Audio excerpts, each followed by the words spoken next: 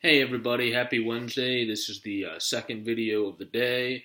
This video is talking about the Eagles signed Will Beatty, who is a former guard from the Giants. And even though his health has been of an issue the past couple years, kind of like Donald Ellerbe that we just signed, if he can stay on the field and learn the playbook and be even a fraction of who he used to be, it probably is better than some of the guys we have as an option there now. Um, will he play a lot versus Dallas? That obviously remains to be seen with how quickly he can learn the playbook and stuff. Because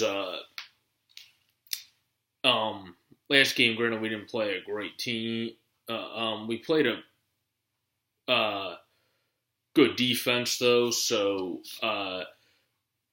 we did protect Carson's blind side pretty well. But Will Beatty has for years been one of the better guards or tackles, whatever position they decide to put him at. So he could be inserted and try to learn the system and be inserted to protect Carson Wentz's blind side. And he was a good player for many years before injuries started to derail him. And then a underrated signing. The Eagles lost Byron Marshall on the practice squad. I know I'm saying practice squad, not a big deal, but our secondary has been mangled by injuries for a couple games. So we also, to replace him, we signed Harold Jones Quarty, I think is how you pronounce that. Again, another not easy name. But I think that's a good signing because he was a undrafted free agent that played a couple seasons with the Bears, and in 16 starts and 29 games for Chicago for 2 years, he got 81 tackles, 7 passes defense. He had 2 picks and 1 forced fumble. The Bears cut him prior to the season, but it's good to add a guy to your practice squad that has had a few good games under his belt and has had starting experience for if a guy goes down. I have faith in him to replace them for a few games. And plus, he's still young. He's only 24. And the Eagles do sometimes like having those guys on the practice squads that are young that they can sometimes work into the system at some point and maybe be a diamond in the rough type of guy. Anyway, now moving to the NFL power rankings. What the NFL power rankings were from ESPN through 1 through 11 were the Eagles, Patriots, Saints, Steelers, Chiefs, Vikings, Rams, Hawks, Jags, Panthers, and Falcons.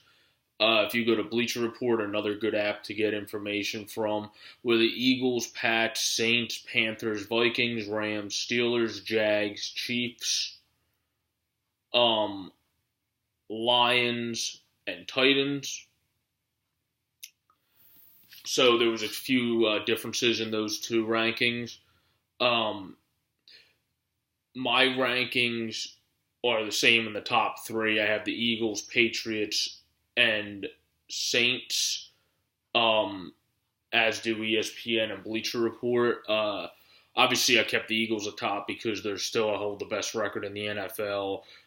Wentz is playing unbelievable. Our defense is playing really well. We're one of the best run defenses. Surprisingly, looking at stats, we're not that great in the past, but we hold our own, which is what you need. The Patriots have freaking Tom Brady. I mean, their defense has been playing better lately, but they've been playing.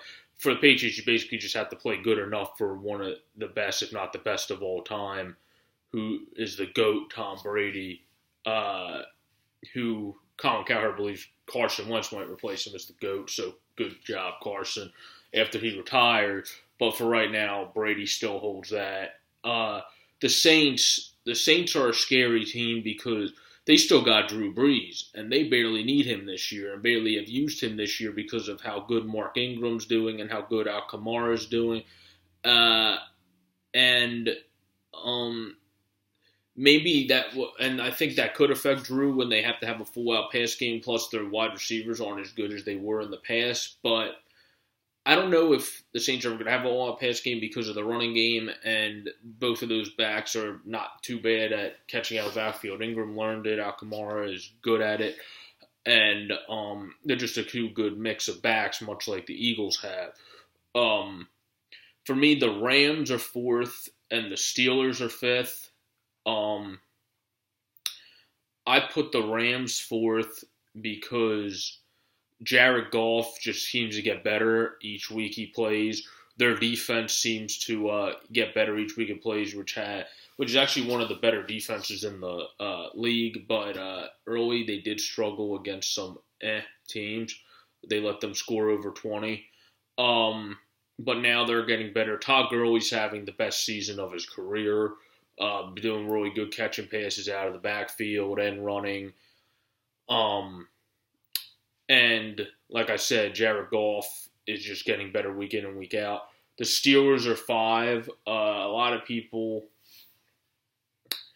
think the Steelers are one of those AFC, not really a sleeper team, but not a team that is sort of as highly to make the Super Bowl, but they could get there because of Big Ben starting to play better now. Still misses a few passes, so he still needs to make some of those passes, but he is playing a heck of a lot better and back to pretty much his old self. They have Le'Veon Bell, who's obviously still one of the better backs in the league. They got a decent receiving core, pretty good defense, so the Steelers are probably a team that could go pretty good into the playoffs in the AFC.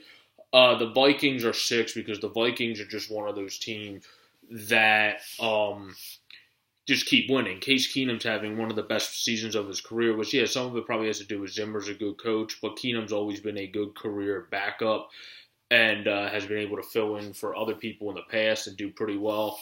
He is having his best success in Minnesota, and Thielen, their wide receiver, and Diggs are just amazing, and Case Keenum, I read a couple minutes ago, is also going to start next week against the Rams, so that'll be a fantastic game. That will then affect the rankings next week, obviously, depending who wins that game. Well, yeah, it'll be a very good game. I would definitely recommend if you have a chance to make that one of the games you sit down and watch on Sunday. The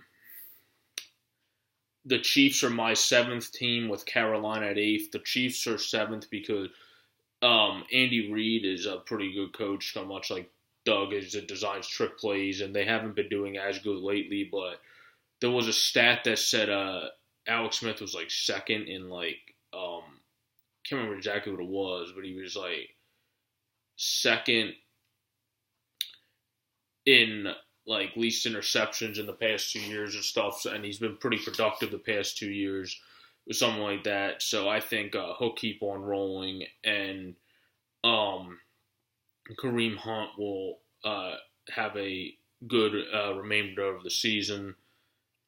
So I think the Chiefs will probably stay around, unless if they start winning a lot again, it'll probably stay around that spot for me. But they're a team that if they make the playoffs with Alex Smith's experience of being in the league for a while, I think he can take them pretty far. They could be a team that in the AFC gets over the hump a little bit and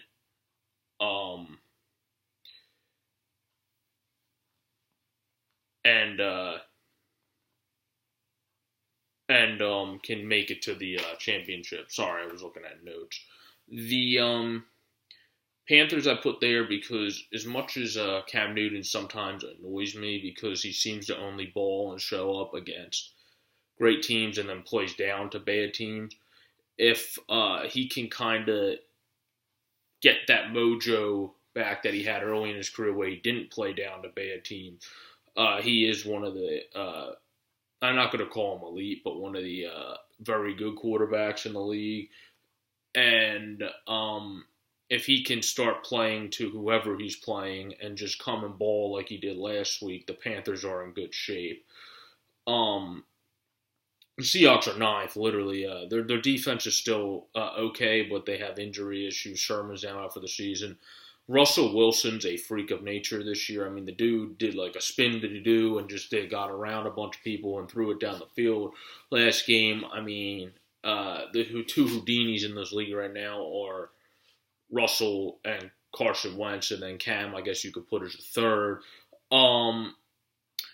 The Lions are 10th, followed by the Jags 11th. The Lions are 10th because I always said Matthew Stafford is going to come on, and he always comes on at this time of the year, and they are my team. In my last video, like I said, as the bubble team that I think will make it into the playoffs in the NFC. They have a pretty favorable schedule minus the Vikings, and Packers are always a tough game, but I think they'll beat them.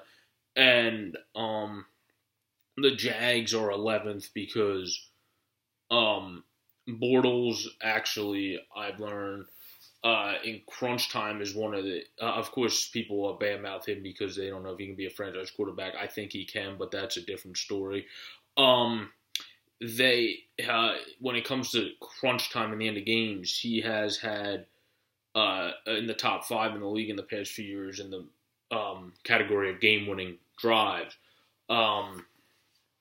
Last game, Lambeau, their kicker, was able to put them over their hump, but Bortles still got them down the field on possession to get there.